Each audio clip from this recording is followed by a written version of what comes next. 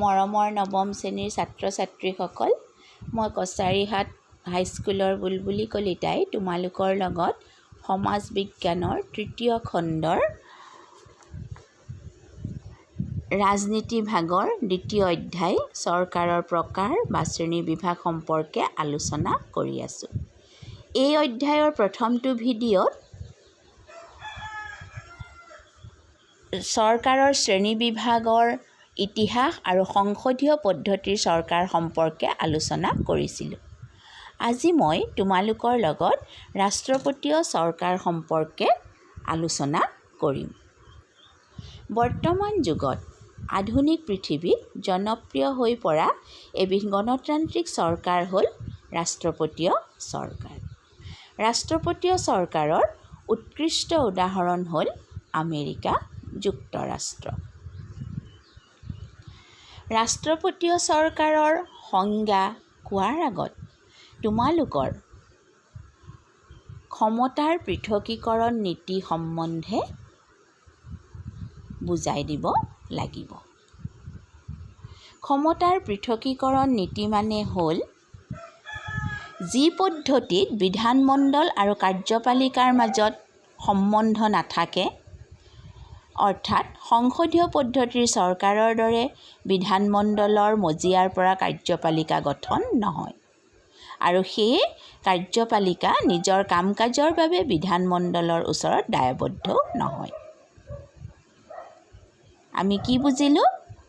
যে কাৰ্যপালিকা আৰু বিধানমণ্ডল নিজৰ নিজৰ পৰিসৰৰ ভিতৰত স্বাধীন। এই নীতিৰ ওপৰত ভিত্তি কৰিয়েই ৰাষ্ট্ৰপতীয় চৰকাৰ গঠন হৈছে। গতিকে ৰাষ্ট্ৰপতীয় চৰকাৰৰ সংজ্ঞা হ'ল যি চৰকাৰত ক্ষমতাৰ পৃথকীকৰণ নীতিৰ দ্বাৰা কাৰ্যপালিকা আৰু বিধানমণ্ডল দুয়ো নিজৰ নিজৰ ক্ষেত্ৰত স্বাধীন, আৰু য'ত কাৰ্যপালিকা বিধানমণ্ডলৰ ওচৰত দায়বদ্ধ নহয়, তেনে চৰকাৰকে ৰাষ্ট্ৰপতীয় চৰকাৰ বোলে। এতিয়া আমি ৰাষ্ট্ৰপতীয় চৰকাৰৰ গুৰুত্বপূৰ্ণ বৈশিষ্ট্যসমূহ আলোচনা কৰিম। এইবিধ চৰকাৰৰ প্ৰথম বৈশিষ্ট্যটো হ'ল ৰাষ্ট্ৰপতীয় চৰকাৰত সংসদীয় পদ্ধতিৰ চৰকাৰৰ দৰে ৰাষ্ট্ৰপ্ৰধান আৰু চৰকাৰ প্ৰধান বুলি দুজন ব্যক্তি নাথাকে। ইয়াত ৰাষ্ট্ৰপতিজন ৰাষ্ট্ৰপ্ৰধানৰ লগতে চৰকাৰ প্ৰধানো। দ্বিতীয় বৈশিষ্ট্যটো হ'ল ইতিমধ্যে মই তোমালোকক কৈছোঁৱেই যে ৰাষ্ট্ৰপতীয় চৰকাৰ ক্ষমতাৰ পৃথকীকৰণ নীতিৰ ওপৰত ভিত্তি কৰি গঠন হয়, অৰ্থাৎ এইবিধ চৰকাৰত কাৰ্যপালিকা বিধানমণ্ডলৰ ওচৰত দায়বদ্ধ নহয়, দুয়োৰে স্থিতি সম্পূৰ্ণ স্বাধীন। তৃতীয়তে, ৰাষ্ট্ৰপতীয় চৰকাৰত ৰাষ্ট্ৰপ্ৰধানজন নিৰ্দিষ্ট কাৰ্যকালত বাহাল থাকে। সংসদীয় পদ্ধতিৰ চৰকাৰত যিদৰে নিৰ্দিষ্ট কাৰ্যকাল শেষ হোৱাৰ আগত বিধানমণ্ডলে কাৰ্যপালিকা অৰ্থাৎ মন্ত্ৰী পৰিষদ ভংগ কৰি দিব পাৰে, তেনেদৰে ৰাষ্ট্ৰপতীয় চৰকাৰত বিধানমণ্ডলে ৰাষ্ট্ৰপ্ৰধানজনক ভংগ কৰি দিব নোৱাৰে। সংবিধান অৱমাননাৰ দোষত তেওঁৰ বিৰুদ্ধে মহা অভিযোগ প্ৰস্তাৱ গৃহীত হ'লে বেলেগ কথা। তেতিয়া ৰাষ্ট্ৰপতিজনক তেওঁৰ কাৰ্যকালত পদবীৰ পৰা আঁতৰ কৰিব পৰা যায়। কিন্তু মহা অভিযোগ প্ৰস্তাৱৰ জৰিয়তে ক্ষমতাৰ পৰা আঁতৰ কৰা প্ৰক্ৰিয়া অতি জটিল। চতুৰ্থতে, ৰাষ্ট্ৰপতীয় চৰকাৰত বিধানমণ্ডলৰ নিৰ্দিষ্ট কাৰ্যকাল থাকে। এই চৰকাৰত নিৰ্দিষ্ট কাল শেষ হোৱাৰ আগতে কোনো কাৰণতে বিধানমণ্ডল ভংগ হৈ নাযায়। ৰাষ্ট্ৰপতিৰ হাতত বিধানমণ্ডল ভংগ কৰাৰ ক্ষমতা নাথাকে। পঞ্চমতে, ৰাষ্ট্ৰপতীয় চৰকাৰত কেবিনেটখন মাথো পৰামৰ্শদানকাৰী গোট। সংসদীয় পদ্ধতিৰ চৰকাৰত যিদৰে প্ৰধানমন্ত্ৰীয়ে কেবিনেটৰ সিদ্ধান্তক অগ্ৰাহ্য কৰিব নোৱাৰে, তেনেদৰে কিন্তু ৰাষ্ট্ৰপতীয় চৰকাৰত ৰাষ্ট্ৰপতিজনে কেবিনেটৰ পৰামৰ্শ গ্ৰহণ কৰিবলৈ বাধ্য নহয়। সেইটো তেওঁৰ ইচ্ছা অনিচ্ছাৰ ওপৰত নিৰ্ভৰ কৰে। আৰু শেষত ৰাষ্ট্ৰপতীয় চৰকাৰৰ সংবিধানখন অনমনীয় হয়, অৰ্থাৎ কঠোৰ হয়। সংবিধানখন সহজে সংশোধন কৰিব নোৱাৰি। ছাত্ৰ ছাত্ৰীসকল, এতিয়া মই তোমালোকৰ লগত ৰাষ্ট্ৰপতীয় চৰকাৰৰ গুণ সম্পৰ্কে আলোচনা কৰিম, অৰ্থাৎ কি কি কাৰণত ৰাষ্ট্ৰপতীয় চৰকাৰ জনপ্ৰিয় হৈছে।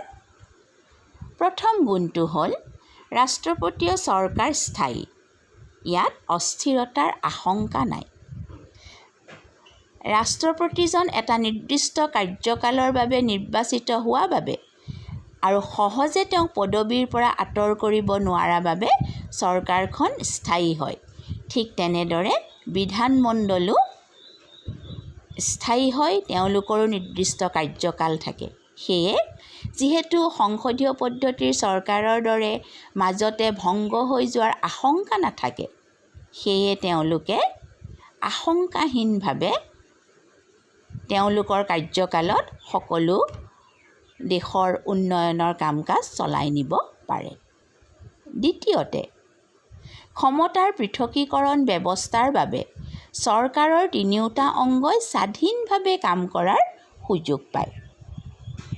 লগতে এইবিধ চৰকাৰত অৱৰোধন আৰু সন্তুলন নামৰ এবিধ নীতি থাকে, অৰ্থাৎ যদিও তিনিটা অংগই কাৰ্যপালিকা, ন্যায়পালিকা আৰু বিধানমণ্ডলে স্বাধীনভাৱে কাম কৰিব পাৰে, কিন্তু তেওঁলোকে স্বেচ্ছাচাৰীভাৱে কাম কৰিব নোৱাৰে।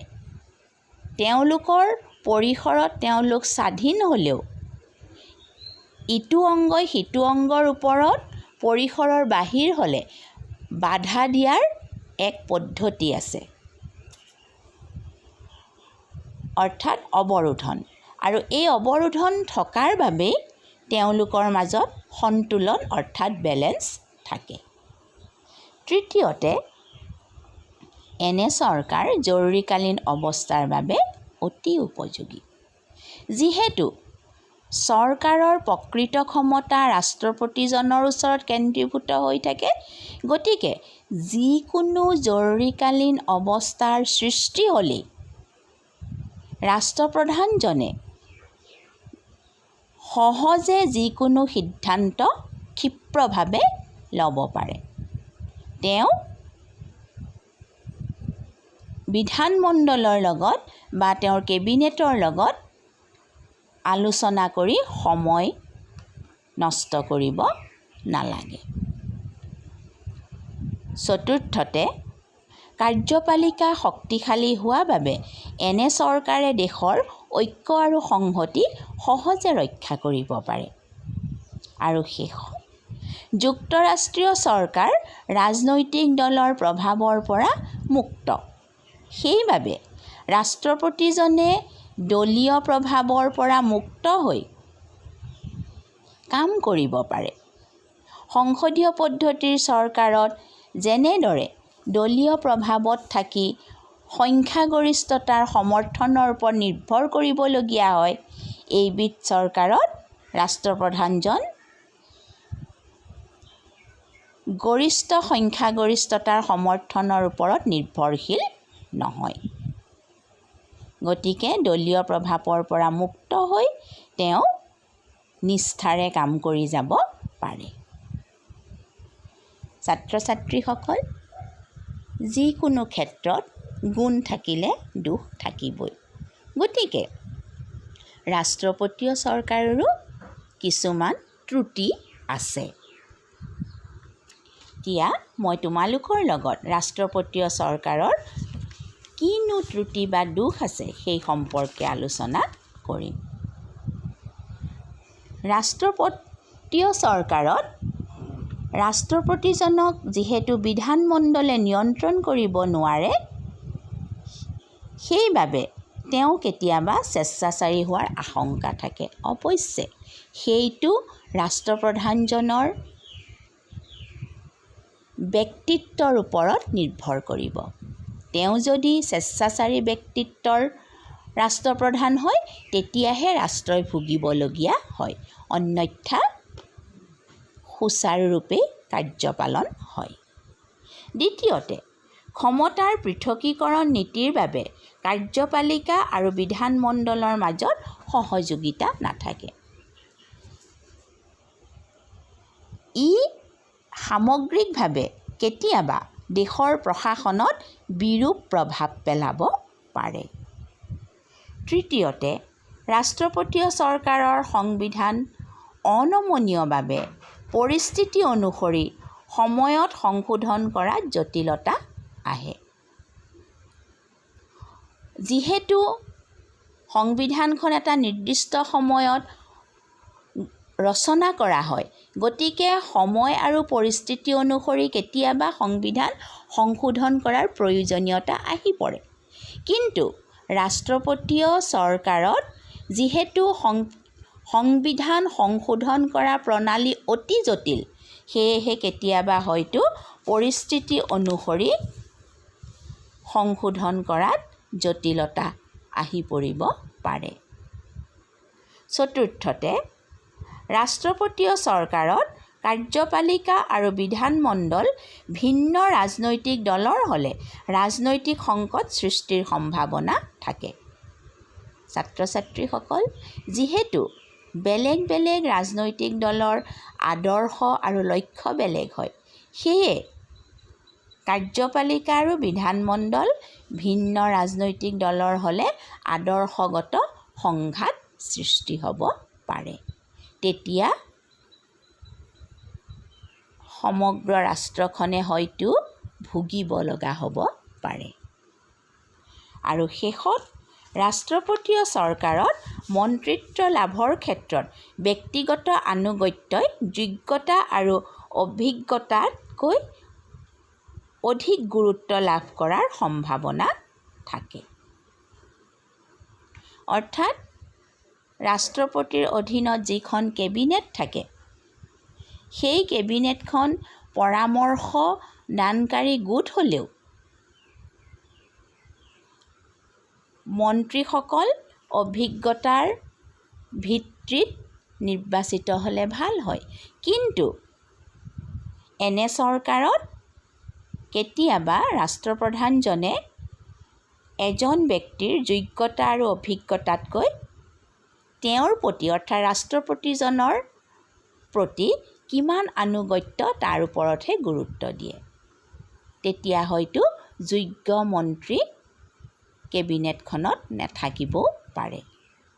গতিকে ছাত্ৰ-ছাত্ৰীসকল, তোমালোকে এই ভিডিঅ'টো ভালকৈ শুনিবা, তেতিয়া ৰাষ্ট্ৰপতীয় চৰকাৰ কি, এই চৰকাৰৰ বৈশিষ্ট্য কি, এই চৰকাৰ কিমান ভাল কিমান বেয়া সকলো কথা বুজি পাবা।